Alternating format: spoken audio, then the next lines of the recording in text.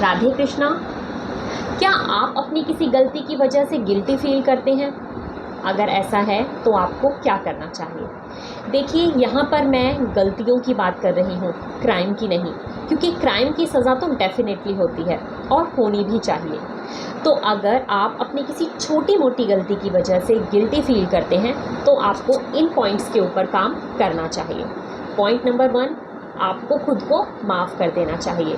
अगर आप ईश्वर से माफ़ी चाहते हैं तो आपको खुद भी अपने आप को माफ़ कर देना चाहिए।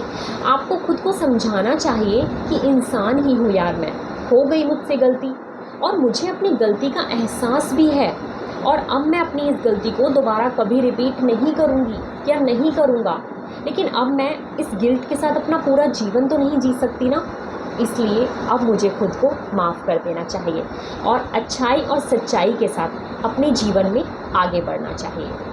पॉइंट नंबर 2, अगर आपने किसी दूसरे इंसान के साथ कुछ गलत कर दिया है, देखिए यहाँ पर मैं एक बात फिर से क्लियर करूँगी कि यहाँ पर मैं छोटी मोटी गलतियों की बात कर रही हूँ।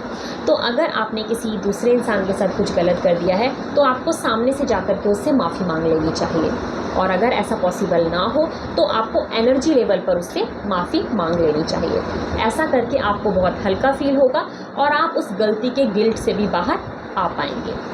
पॉइंट नंबर 3, आपको दूसरों को माफ़ करना शुरू करना चाहिए। देखिए, हम मनुष्य ये तो चाहते हैं कि ईश्वर हमें हमारी बड़ी से बड़ी गलतियों के लिए माफ़ कर दें, लेकिन हम दूसरों को उनकी छोटी छोटी गलतियों पर भी माफ़ नहीं कर पाते हैं। तो अगर आप ईश्वर से माफ़ी पाना चाहते हैं तो आपको अपना दिल बढ़ा करके दूसरों को माफ़ करना भी शुरू करना पड़ेगा, क्योंकि जो भी हम इस यूनिवर्स में देते हैं वही हमारे पास वापस आता है। Thank you.